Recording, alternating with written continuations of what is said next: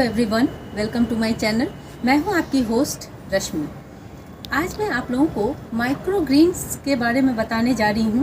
ये एक ऐसी हेल्दी चीज़ है जो हम सभी उगा सकते हैं बिना किसी मिट्टी के, बिना किसी खाद के।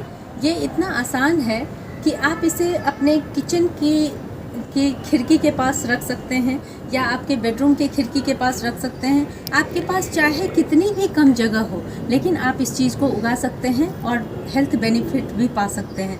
तो चलिए देखते हैं कि किस तरह से हमें इसे उगाना है। चलते हैं हमारी वीडियो में। आप लोग यहाँ पे कुछ चना देख रहे हैं मेरे हाथों में। ये चना मुझे लगता है कि सबके किचन में ज़रूर अवेलेबल होता होगा, और इसी से मैंने ये माइक्रो ग्रीन उगाया है। ये देखें, ये 15 दिन का रिज़ल्ट है। 15 से 20 दिन लग जाते हैं इसको इतना बड़ा होने में। और टेम्परेचर, अगर अभी तो विंटर का सीज़न है तो थोड़ी स्लो ग्रोथ है, लेकिन अगर यही गर्मी का टाइम रहता तो इसमें बहुत फास्ट ग्रोथ होती है और ये तकरीबन 1 सप्ताह में ही इतने बड़े हो जाते हैं। 1 सप्ताह से 10 दिन का समय लगता है, उसी में ये इतने बड़े हो जाते हैं। और ये मैं आप लोगों को क्यों दिखा रही हूँ, क्योंकि आपने इन दिनों माइक्रो ग्रीन्स का नाम बहुत सुना होगा, जो आजकल हर कोई अपने सेहत के टुवर्ड्स बहुत अलर्ट रहता है। तो उसमें इन माइक्रो ग्रीन्स का बहुत उपयोग किया जाता है। जैसे कि हम लोग सैलेड में खाते हैं या किसी भी चीज़ में इसे ऐड किया जा सकता है अपने फूड में। क्यों ना हम इसे अपने घर में ग्रो करें। और इसको ग्रो करना इतना आसान है कि इसमें आपको बाहर से कोई भी चीज़ खरीद के लाने की ज़रूरत नहीं है, ना ही आपको मिट्टी लाने का झंझट है, ना ही इसमें कोई अलग से न्यूट्रिएंट डालने की ज़रूरत है। आप लोग सोच रहे होंगे कि कैसे ये बिना न्यूट्रिएंट के इस तरह से पानी में इतने बड़े बड़े हो जाते हैं।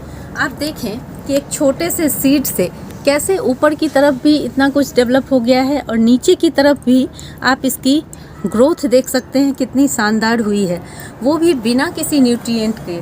तो देखें, सीड अपने आप में ही एनर्जी का भंडार होता है। एक छोटा सा सीड, सोचें कि उसमें क्या कुछ उसमें कॉम्पैक्ट होता है जिससे वो एक ही बार बर्स्ट करता है और इस तरह से ग्रीन में तब्दील हो जाता है। तो ये समझ लें, एज अ प्रोजेक्ट आप इसको करेंगे तो भी बहुत मज़ा आने वाला है। अपने बच्चों को इन चीज़ों में इन्वॉल्व करें ताकि वो खेल खेल में ही बहुत सारी लाइफ की चीज़ें सीख सकें। जैसे कि मैं अक्सर ये काम करती हूँ, क्योंकि आपके किचन में चाहे वो जो भी सीड हो, धनिया, मेथी, इवन आप पीनट, जो मूंगफली होती है, उसका भी ग्रीन ऐसे बना सकते हैं।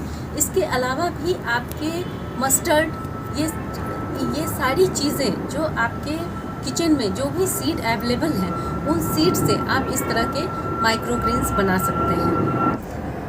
आप लोग इसके बारे में सर्च ज़रूर करें, इसके बारे में थोड़ा पढ़ें, क्योंकि इसमें इतने ज़्यादा न्यूट्रिएंट्स पाए जाते हैं। एक तो सीड अपने आप में ही पूरा कॉम्पैक्ट एनर्जी का भंडार होता है। उसमें आप जब सीड खाते हैं तो उससे भी बेनिफिट बहुत ज़्यादा उसके होते हैं, लेकिन जब उसमें से इस तरह से माइक्रो ग्रीन्स बनते हैं तो उसके बेनिफिट्स और बढ़ जाते हैं। अब देखें, हम पहले ये जानेंगे कि कैसे हम इसे उगा सकते हैं। इसके लिए हमें किन चीज़ों की ज़रूरत पड़ती है। तो देखें, मैं कोई भी काम करती हूँ तो उसमें कम से कम बाहर से चीज़ें लाने की कोशिश करती हूँ। जैसे आप लोगों का किचन में ज़रूर छोटा बास्केट होता है जिसमें नीचे की तरफ छेद होते हैं, या फिर कुछ इस तरह से सब्जी धोने के लिए जो कंटेनर आते हैं वो होते हैं। जैसे कि ये देखें, ये प्लास्टिक का कंटेनर है जिसमें मैं सब्जी धो के रखती हूँ। ये तकरीबन सबके पास अवेलेबल होते हैं। इसके अलावा इस तरह के स्टील के जो बर्तन होते हैं, इस तरह की छन्नी जिनमें छेद बनी हुई होती हैं, आप इसका भी इस्तेमाल कर सकते हैं। ये भी बहुत बढ़िया होते हैं। कहने का मतलब ये है कि जो कुछ भी आपके पास अवेलेबल है इस तरह की चीज़, आप उसी का इस्तेमाल करें। बास्केट भी बहुत अच्छी होती हैं, उनमें भी छोटे छोटे छेद होते हैं। हाँ, एक चीज़ का आप लोग ध्यान रखेंगे कि आपका सीड कितना बड़ा है। जैसे अभी तो मैंने चना लिया, चने से मैंने ये माइक्रो ग्रीन बनाया है। अगर आप मूंग से बनाते हैं या फिर मस्टर्ड से बनाते हैं तो इनके छेद बहुत छोटे होते इनके जो सीड होते हैं वो बहुत छोटे होते हैं। उसके लिए हम क्या करेंगे, उसके लिए हम छोटी वाली छन्नी का यूज़ करेंगे, या फिर अगर इस तरह से हम इतने बड़े छेद वाले कंटेनर का यूज़ करते हैं तो इसमें हम नेट का कोई कपड़ा इस्तेमाल करेंगे। आप समझ गए होंगे नेट के कपड़े से क्या होता है कि इसकी जो जड़ें होती हैं, रूट होती हैं, उनको बाहर निकलने में आसानी होती है और आपका सीड भी पानी में नहीं गिरता। तो इसलिए थोड़ा सा अपने आसपास इस तरह का जुगाड़ करें, इससे आप ये माइक्रोग्रीन किसी भी सीड का बना सकते हैं। कुछ लोग ऐसे भी होते हैं जो इन माइक्रोग्रीन्स को उगाने के लिए थोड़ी सी खाद का भी इस्तेमाल करते हैं, थोड़े से कोकोपीट का भी इस्तेमाल करते हैं। जब इसमें सीड डालते हैं नीचे की तरफ तब वो इन चीज़ों का इस्तेमाल करते हैं। लेकिन मैं आप लोगों को ये सलाह नहीं दूंगी, क्योंकि फिर वही बात आ जाती है कि आपको खाद की ज़रूरत पड़ेगी, कोकोपीट की ज़रूरत पड़ेगी, फिर आप जो काम आसानी से नहीं हो पाता आप उसे करना छोड़ देते हैं। इसलिए मैंने बिना किसी न्यूट्रिशन का इसे सिंपल पानी में उगाया है। ये सबसे आसान चीज़ है जिसको हम सब कर सकते हैं। बस किन बातों का हमें ख्याल रखना है कि जब हम सीड इस तरह के कंटेनर में डालेंगे, जैसे कि मैं अभी दिखाती हूँ क्या करना है। ये देखें, जैसे हमने इस तरह का कोई कंटेनर लिया, उसमें हम क्या करेंगे, यहाँ पे देखें मैंने ये चना भिगोया हुआ था, मुझे 1-2 दिन की देरी हो गई है इसलिए ये स्प्राउट हो गए हैं। ये बहुत अच्छी बात है, इससे और आसान हो जाता है ये काम। तो सिंपल हमें इसमें डाल देना है। इसके बाद इस तरह से फैला देना है ताकि ये जो भी छेद हैं इससे निकलने में इन्हें आसानी हो। इस तरह से फैला के हमें सिंपली ये देखें, ये जो पानी है इसमें डाल देना है इस तरह से। ये देखें, एक चीज़ का ध्यान रखिए, यहाँ पे देखें ये पानी थोड़ा ज़्यादा है, पानी नीचे रहना चाहिए ताकि रूट पानी के टुवर्ड्स अट्रैक्ट होते हैं और धीरे धीरे अपने आप नीचे चले जाएंगे। अगर आपका सीड, जैसे आप यहाँ पे देख रहे हैं पानी ऊपर आ गया है, अगर आपका सीड इस तरह से पानी में गीला रहेगा तो इसमें सड़न पैदा होने लगेगी।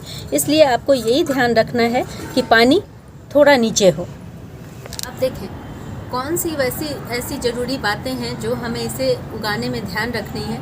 वो है कि हर 2 दिन पे आप इसका पानी चेंज करेंगे। ये जो नीचे में इसकी जो रूट जिसमें निकली हुई है, इस पानी को आपको हर 2 दिन में चेंज करना है।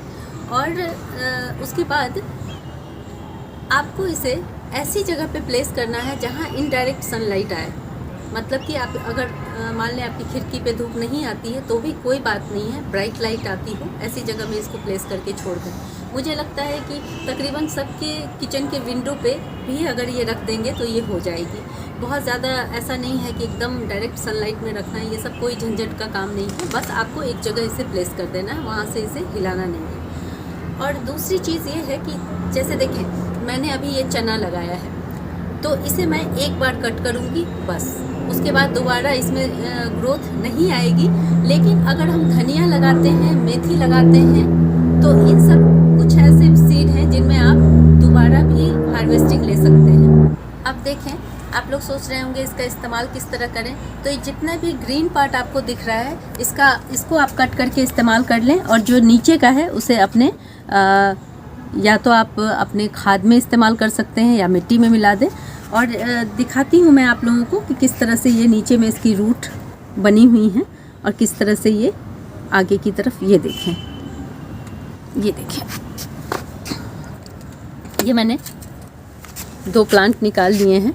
ये किस तरह से ऊपर की तरफ देखें, नीचे किस तरह से इनकी रूट बनी हुई हैं और ऊपर की तरफ कैसे इसमें छोटे छोटे लीफ निकल रहे हैं। तो यहाँ से आपको कट कर लेना है और फिर आपको इसका इस्तेमाल करना है। ये बहुत ही सॉफ्ट होते हैं, न्यूट्रिशन से भरपूर हैं और इसके हेल्थ बेनिफिट बहुत ज़्यादा हैं। तो मैं चाहती हूँ कि आप लोग इस तरह से माइक्रोग्रीन्स उगाएं।